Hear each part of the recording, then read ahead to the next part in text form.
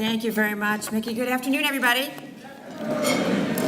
I am so grateful to Mickey Ibarra for the introduction and for the invitation to be here and for the honor of doing what I get to do today, which is introduce a woman who is a true leader and a friend, a wise Latina, if you will, who has been a force in the business community, in banking, in government in California, and now here in Washington.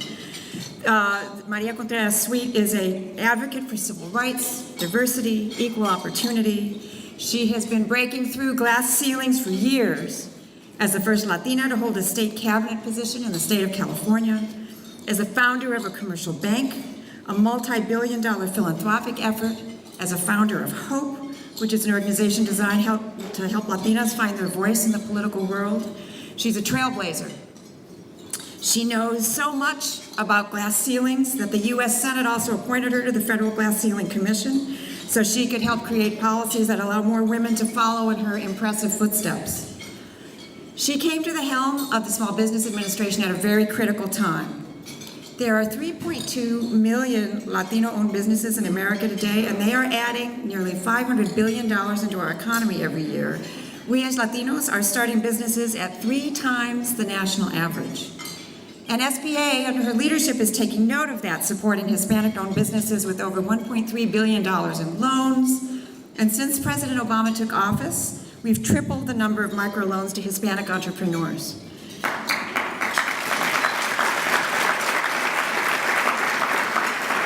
She's doing the same thing, focusing on the African-American community, focusing on women entrepreneurs, focusing on veterans in the small business sector, and she's just getting started.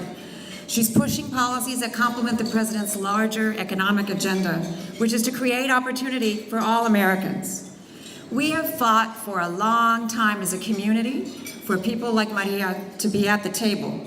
That's President Obama's fight.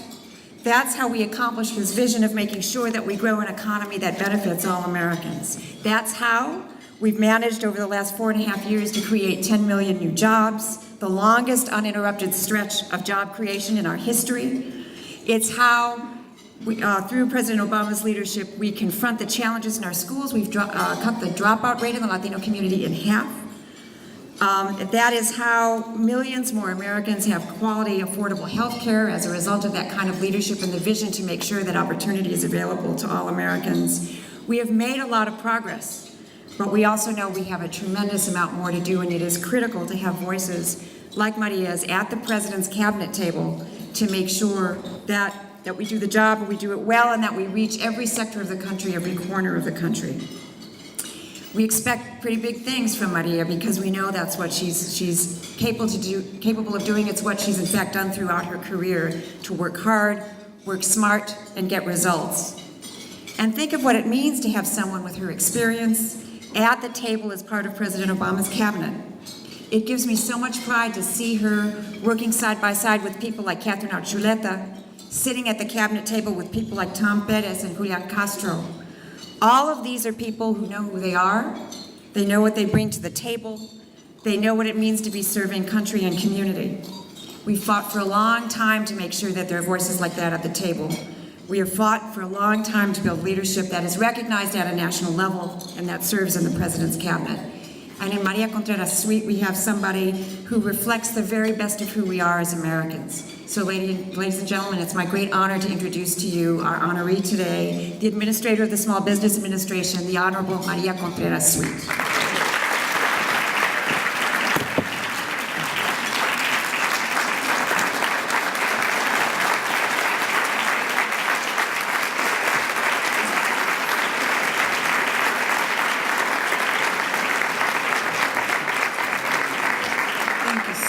Thank you. I can't tell you what a treat it is to be with familia. ¿Cómo amanecieron todos? Ay, qué gusto me da oír que todos me entienden. Eso primeramente es muy importante. That's great. You know, I can't tell you what a treat it is every single day to know that we have somebody as a stalwart, as influential in the White House every single day, influencing the most important person in the world, as the advisor to the president, we have Cecilia Munoz. It's remarkable. It's remarkable. There is not a difficult issue that doesn't cross her desk and from her lips to the president's ears on education. One of the toughest issues facing Americans, and particularly the Latino community, on health status, and who's our point on immigration. All of these is to Cecilia Munoz. We are so grateful to you for your leadership, for the sacrifice you make every day to be in that office, to lead and to amplify our voice. Thank you so much. Thank you.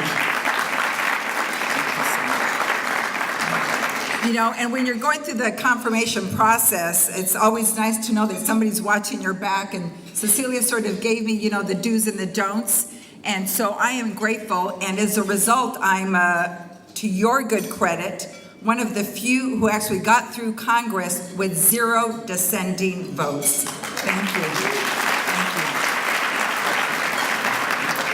I also want to tell you, and I know that you already know this, or you wouldn't be here today, and that is how special Mickey Ibarra is, because he held this position very early on. And I have to tell you that when I was in state office, he was coming out to visit us to make sure that California was getting its fair share. And as a result, I was able to build more highways and build connectivity and buses for our community who didn't have the ability to purchase cars. And so thank you, because you continue to serve our country. Thank you so much, Mickey. And we're just full of good news today, right? As was just mentioned, we are so delighted that for the first time in American history, we've been able to nominate, the president has nominated a woman to be the ambassador to Mexico in Maria Echeveste.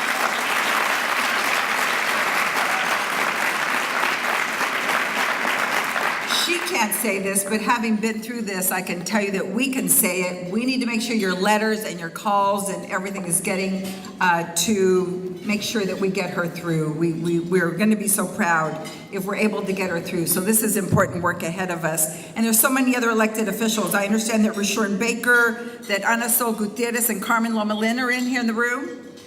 Thank you for being here. Thank you so much. Thank you. And then, you know, my mother taught me my manners, right? And so when you have family in the room, you've got to acknowledge family. And you all know me because I've always been trying to do the contrarian thing. And so everybody calls me Maria Contreras for a reason, my mother said. But then my husband came along and said he made me sweet. So I want to acknowledge my husband. Thank you so much. And you know, our kids all make us proud. You know, we are the proud parents of 3. We have a lawyer in Los Angeles. We have a marketing genius, I tell her all the day. So we have Rafael and Francesca. And here in Washington, D.C., we have Antonio Sweet. Thank you. He was just brought into the FCC, and I know you're going to make sure that all is good at the FCC. Thank you so much. Thank you.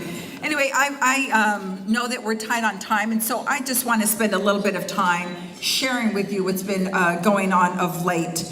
You all know that we have been so pleased to be a part of this new Washingtonian community. We landed in Alexandria, and we're loving it. I love little part of Alexandria that is called Old Town, because it's made up of so many entrepreneurs, and so we get to visit restaurants and small shops and do what we're supposed to be doing to make sure that we're making small business a really big deal. And so we do that on our weekends and our evenings and every day, and it's just been a real treat to be a part of this. Mickey asked me to do something different, and then he said, tell your story. And I said, well, I do tell my story a lot, but I'm happy to share it again because it's a story that we want to replicate so much in America. You all know that I was born in Guadalajara, Jalisco, Mexico. Thank you. And, you know, so many people. I've met family after family, whether you're from Nicaragua or El Salvador or Cuba, Guatemala, wherever it is, we all had the same experience, whether it was your mother or your grandmother or yourself, where we loved our home, we loved our neighborhood, our belongings. We left it all. We left our loved ones to come looking for a new life. And so I too came along with my 5 brothers and sisters. Era la quinta, I was number 5. And we got here, and I just wasn't sure what I was supposed to do. But soon after, I was in grade school, and John F. Kennedy passed away. And then everybody started sharing John F. Kennedy quotes. And so I remember being young and hearing John F. Kennedy say that in America, we don't all have equal talent, but in America, we should be given an equal opportunity to pursue our talent. And that is the beauty of America. That is what we can do here today. And so, sure enough, when I became 3rd grade monitor, I made sure everybody got milk. That's right, started right away, very early on. And then, of course, then as I moved on into high school, became class legislator, always trying to provide voice for those who didn't. And my grandmother, when I wrote to her and I said that I was now class representative, she said, it's not the titles you have, it's what you do with the titles you have that matters. We have to bring La Familia along in the specific and the general sense of the word. And so I've always remembered my beautiful grandmother and all of the sage advice that she would offer me. And so as I navigated through, I was asked to join Westinghouse Electric. And I thought, this is great. I'm now an officer of a large corporation in America. But what is it if I don't offer my services to others? And so I saw Latinas who felt disenfranchised and not engaged. And so I pulled some women together and said, let's go see how laws are passed. And let's see what laws we can pass to make sure that we have a representative government. If it's going to be representative, it means that our voice needs to be heard. And so I took 25 girlfriends up. And then the next year, we took 500, and now about 1,000 women go up, and the organization is called HOPE, Hispanas Organized for Political Equality. And we have graduates every year who have now held so many offices, from superintendent to community college to U.S. Treasurer, and all these fine graduates of HOPE are giving hope to so many across the country. And so I'm so proud that Latinas came together, not competing, but working together to amplify our voice and to make sure that we were passing laws and rules and regulations that would represent the needs of our family. And so thank you. Thank you so much. Thank you. And then I was called to serve on a new commission. George Mitchell had just become the new majority leader for the United States Senate, and he was looking for a way to engage. Although he represented the great state of Maine, he came out to California, and so I hosted a reception for him. And he said, how many Latino senators do you have in the United States Senate? And we all knew the answer. We didn't have any at the time. And so his point was an important one. That was, how do we create our own legacy inside the Senate? And so we all knew that there was so much more work to be done. And so indeed, then I just, got to work, and right away he said, we need to make sure that Latinos, we agreed that Latinos need to be at the top levels of decision making, and particularly in corporate America. And so as Ms. Cecilia Munoz said, the United States Senate formed a new commission called the Glass Ceiling, and I was able to serve on that to create ways in which we could navigate and break glass ceilings. And we learned so much about corporate governance. At the time we said, and not much has changed, that 97% of corporate governance positions are held by 42 longs. Did you get that? 42 long, okay. Meaning Anglo males, general population.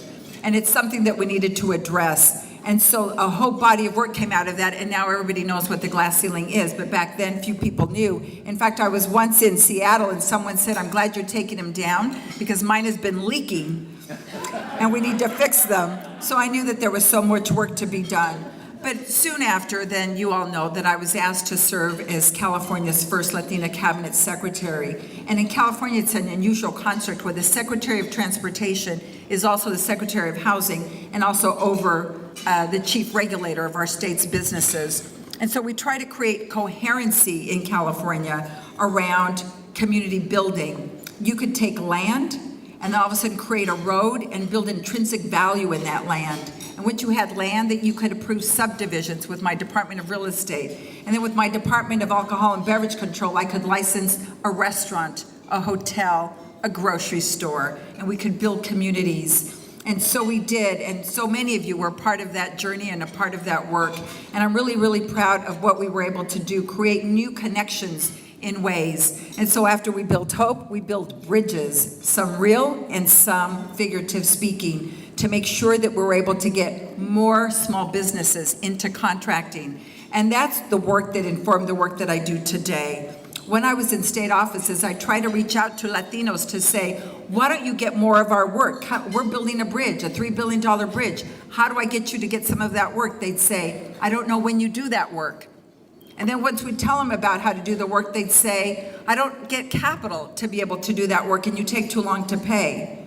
And then they'd say after that, they'd say, but you know what? I'm not sure I know how to execute well. And so what we knew was that people needed contracting opportunities, they needed access to capital, and they needed counseling. So when I was leaving office, I thought, what's the most important thing that I could do today?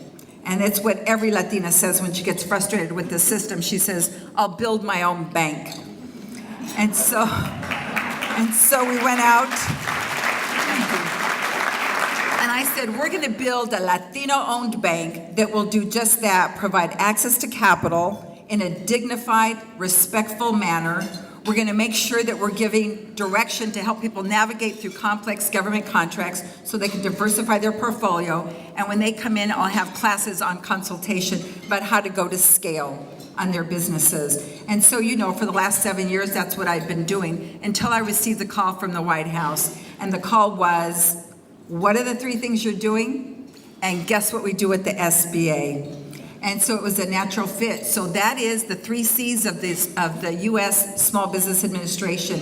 We have counseling centers, thousands of them across the country through our small business development centers. We have women business centers. We have our own 68 district offices. We have veterans business outreach centers, SCORE, where we have seasoned executives, all there to voluntarily help you build your business plan and then scale up. We need some gazelles in there. We need not just small businesses, but we need to make sure that every small business, if they hired 1 more person, our unemployment problem would be cured. So that's what we do through our counseling network throughout the country.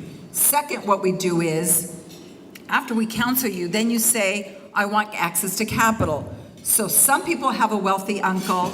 In the SBA, you have Uncle Sam. And so indeed, when you don't qualify for a loan and you feel that you've been marginalized, when you come in, if you ask for an SBA loan, we are your guarantor. We guarantee in some instances 50%, most of the time 75% of your loan. And in international loans, we guarantee 90% of that loan to push the bank into doing that loan. So I hope that you are going in and asking for an SBA loan. And then after you've got the counseling and you've got your access to capital, you want to deploy that capital. The United States is the largest procurer in the world, and the SBA redirects 23% of that to the small business community. So we at the SBA deploy what I call guerrilla warfare at every single buying activity in the country and abroad to make sure that we're making our number of 23%. And I'm pleased to report that for the first time in 8 years, the US government just announced, I just announced at NASA, that we reached that goal of 23%. Really excited. So that's who we are. Now you might say, okay, so what's the point of having a Latina in this position? So let me just share with you that I'm reframing what we do at the SBA, and I now call it smart, bold, and accessible.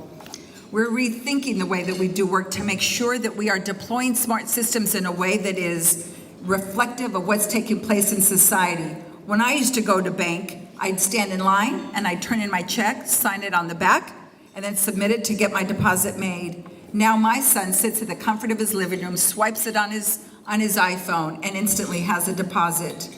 I used to fill an arduous, long application. And now my son walks into Macy's and answers a couple of questions and his application is approved. How do we at the SBA use technology in a way to make sure that we remain relevant and responsive and that we are as nimble as small businesses are today?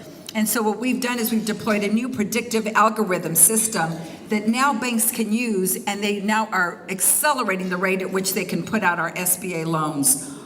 We did that as well as the fee structure.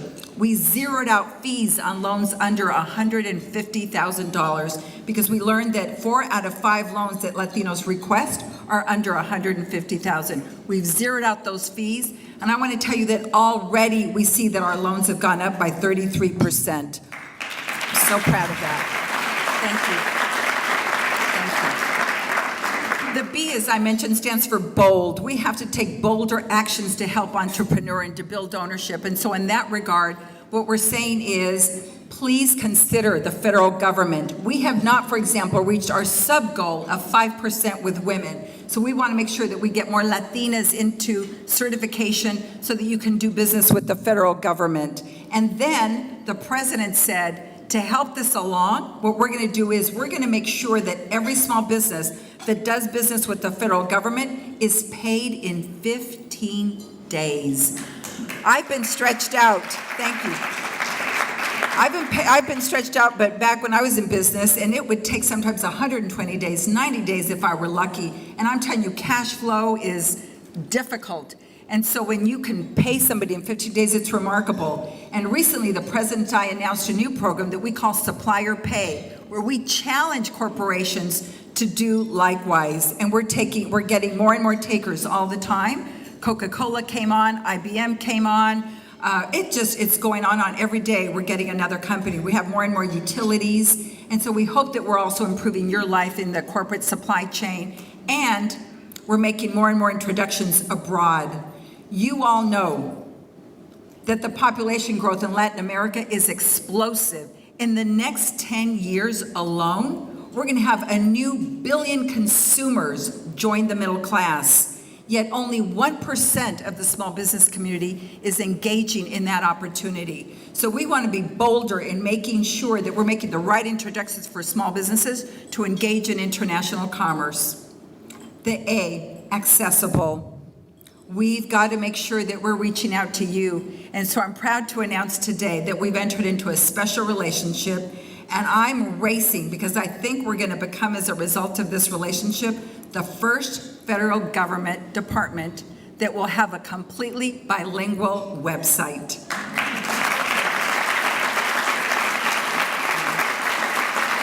I'm very excited about this.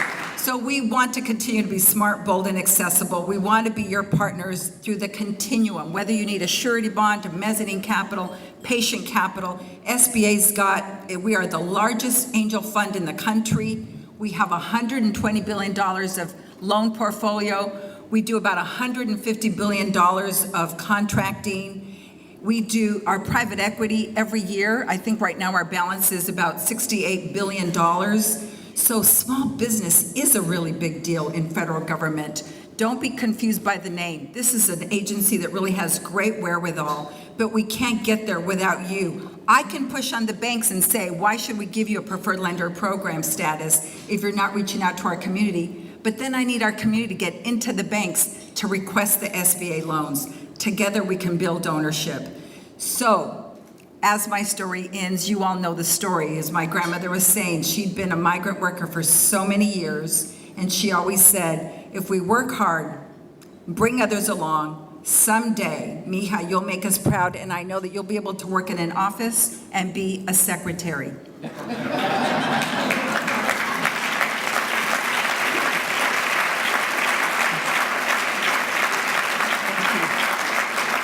And so, of course, she allowed me to have the Lord hear her prayers and allowed me to be Secretary of Transportation and Housing and Real Estate and Banking. And I'm telling you that this is why I love this country and why I decided to sign up to serve again. I invite you, if you've ever contemplated serving on a commission or serving in federal government or at any level of government, public service is so noble, and we need more of you in public service to become disciples of change. This morning I was able to award and to acknowledge disciples, champions of change, who are fighting their way to get more and more people through the naturalization process. It was a beautiful ceremony this morning at the White House. We need more of those. We need you to engage and to be part of the solution Together, we can make a more beautiful America. So I leave you with this. On the 50th anniversary of the passage of the Civil Rights Act, Martin Luther King said this. He said, "What good is it to be able to sit at an integrated counter if we can't afford to buy the hamburger?" He understood that while we are fighting for immigration and for so many things around our civil rights, that we had to also have a complementary strategy around market rights, economic empowerment. He understood that. And I close with this. I don't want to help you buy that hamburger. I want to help you go back to buy the restaurant.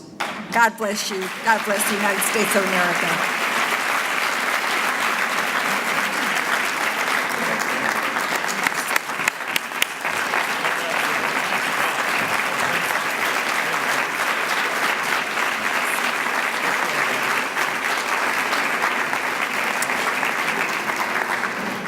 Maria, on behalf of the Latino Leaders Network, it's my honor to present you with the Eagle Leadership Award for your outstanding contribution to the Latino community and to our country.